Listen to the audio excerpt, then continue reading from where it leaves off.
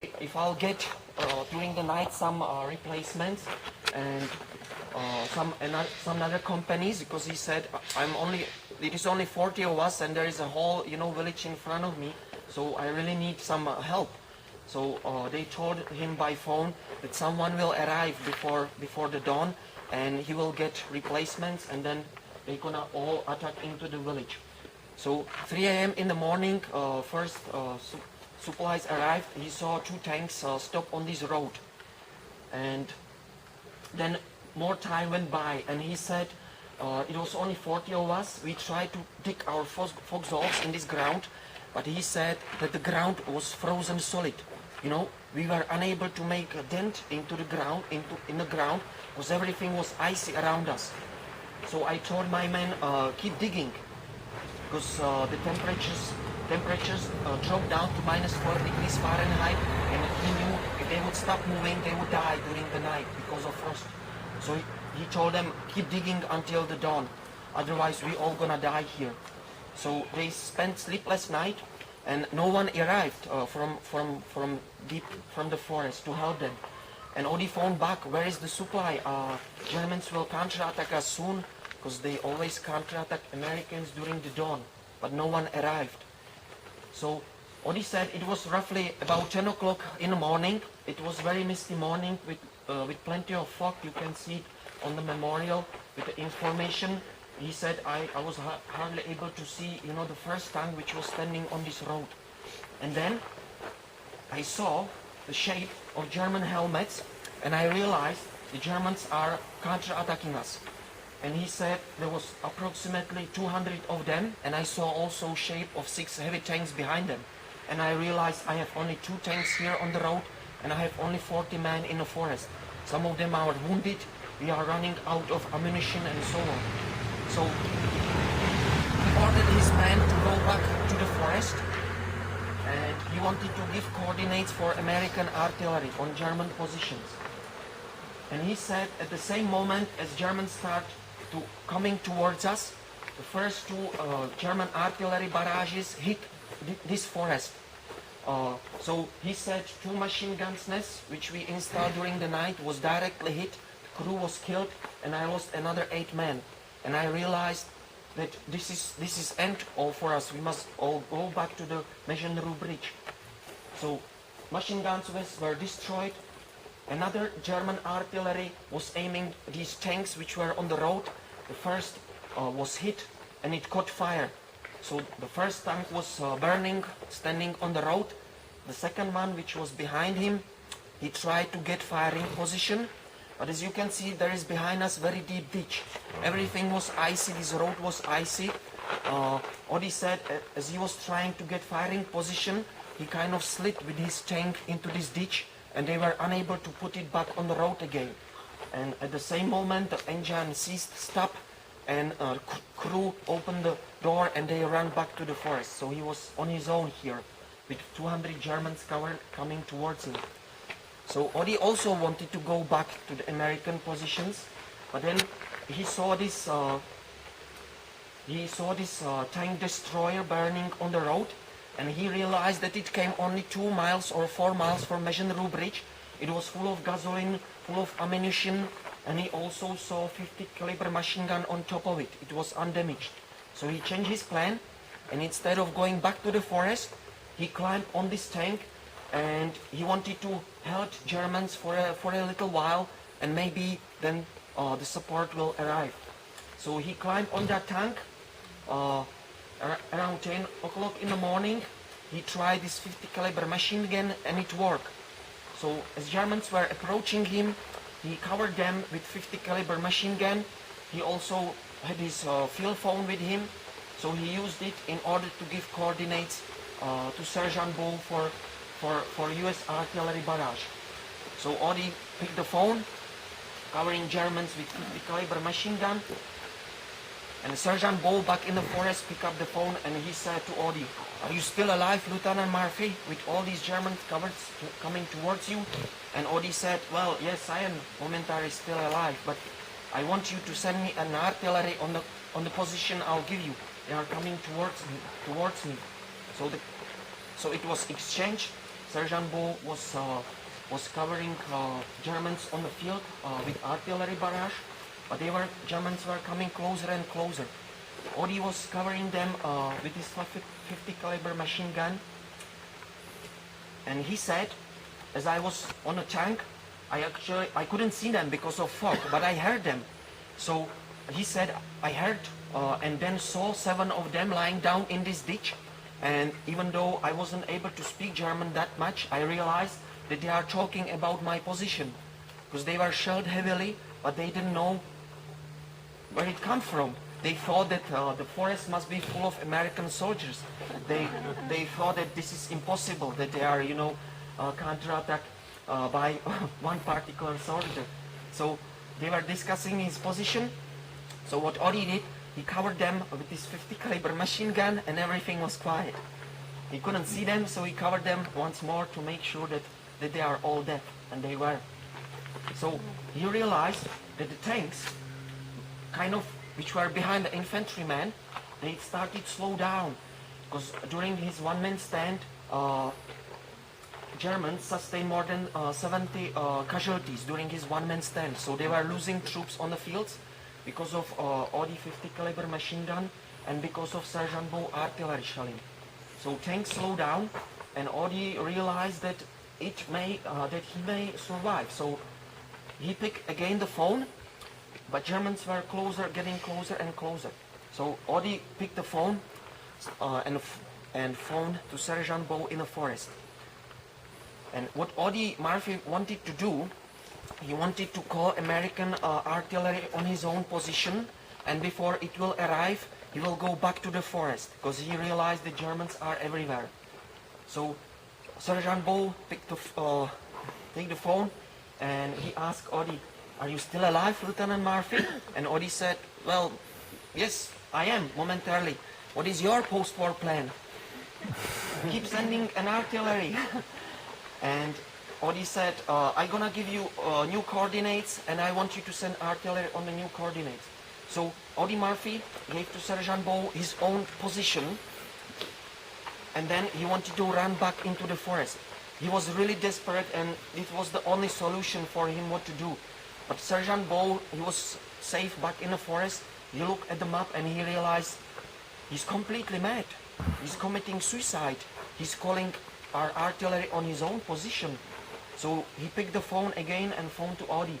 "Lieutenant Murphy, the position you gave me, it is your own position. Are you sure that you want me to do this?" And Audie said, "Well, I don't have any other chance. If you wanna hold them off, I must send artillery on my own position." And Sergeant Bo said, "Well, this sounds a bit risky to me. Audie, just tell me how far from you these Germans are." And Audie said, "Hold on a second, I will put one on the phone for you." They were absolutely all around this place. Sergeant Bo was quick with the artillery. The first barrage hit at end of the forest. Audie was thrown against the turret because it exploded few inches from him, and his phone line was cut off. So he said, "There is there is nothing to do for me here in this madness." And he finally ended his one-man stand. He was fighting like that for 1 hour and 20 minutes with 250 infantrymen coming towards him, supported with 6 heavy tanks. So after 1 hour and 20 minutes, holding them off himself, he slid down the tank. He was folding his map, and he suddenly realized that it was full of holes because of all bullets flying around him, because of all, pieces of artillery exploding around him. So he checked his, hands and feet. Everything was fine. Only he was bleeding only badly here on the back leg, but he was able to walk. So he went back to the forest. He saw, before he turned around, he saw that his tanks stopped and they were pulling back into Holzweiler. So he thought, well, we can really counter-attack them now and push them back into Holzweiler. So the guys back in the forest, they will have all time of day to get replacements. So he found his buddies in this forest. They were lying in a ditch not far from here. Audie realized it is only 19 of them. He started in the morning with 40 men. 21 of them died or were wounded during his one-man stand with all his artillery exploding here. And he said to them, we're gonna counter-attack Germans and push them back into Holzweiler. And one of the soldiers who was there, he raised his hand and he said, is this still private war, Lieutenant Murphy, between you and all Germans in this war? Can we wait for a support? Help us to push them into forest. And Audie said there is no time for it. We're gonna push them into the forest and into the village right now. And one of them said, I have a blister on my toe and it hurts when I walk. And Audie said, you're not gonna walk, you're gonna run like hell in order to save your life. So they pushed Germans into the forest, and that was the end of German counterattack towards Americans. So Audie Murphy gave to the whole US 3rd Division, which was back in the forest, he gave them whole day of pressure time, so they got replacement soldiers, they got fresh ammunition and rifles, everything. And the very next day, 15th Regiment attacked into Holzweiler, and Holzweiler fell on the 27th of January 1945. So what Audie Murphy did is really incredible.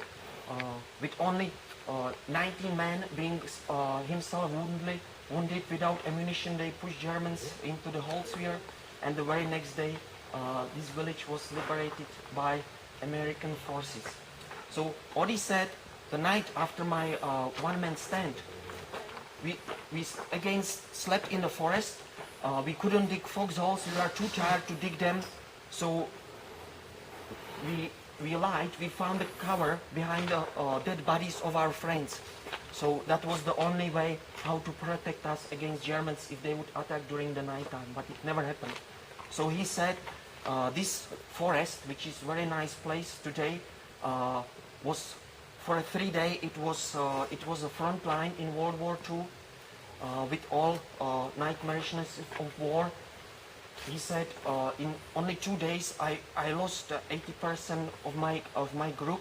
I saw 100 people die. My best friends died, and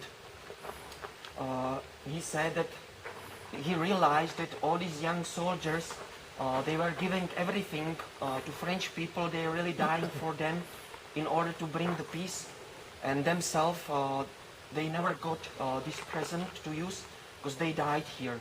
So he said, I was standing here where you are standing now, firing Germans, and there were 2 of my buddies going towards me, finding their way back to the forest, and they were both shot and died. He said another 2 young American men who died for France, who gave absolutely everything for peace, which we today sometimes celebrate, sometimes abuse. They got absolutely everything. They wanted to live, but they died.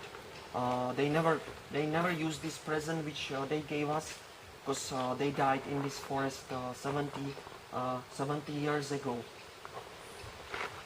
So it was something incredible what all of them did, you know, here in this part of Europe, trying to quit this evil Nazi ideology, to push Germans into Germany and end this bloody war. So it's quite great. It is a great honor for me to be here today with you, and I would like to thank you for not for coming today, but for coming 70 years ago. You know, all these people who fought and died for us here in Europe. Big respect to them. Therefore, I go from one places to another and try to help these soldiers as much as I can, so we will never forget what they did for us. So it is about Audie Murphy. This is the very place where he fought his one-man stand.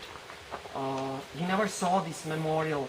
As I said, Audie Murphy died very young in 1971. This memorial was built only 16 years ago. But I'm sure once we are here today, Audie Murphy is with us, watching us from the sky. when I watched his memorial 2 weeks ago, before I left, I received one of his poetry, because Audie used to wrote a lot of poetry and songs and so on, so it was quite an honor for me. So before we leave, if you don't mind, I would like to recite as a mark of respect to all these heroes of World War II. Before we leave, I would like to recite Veterans Ode.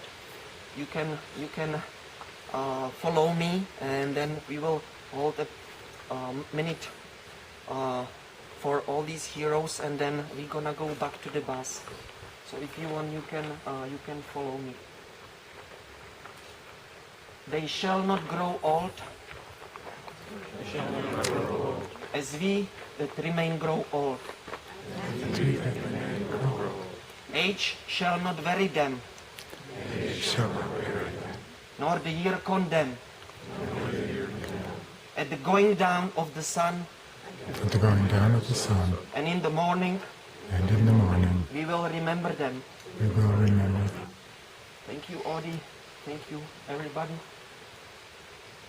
We will never forget, and we are missing you. I'll never forget.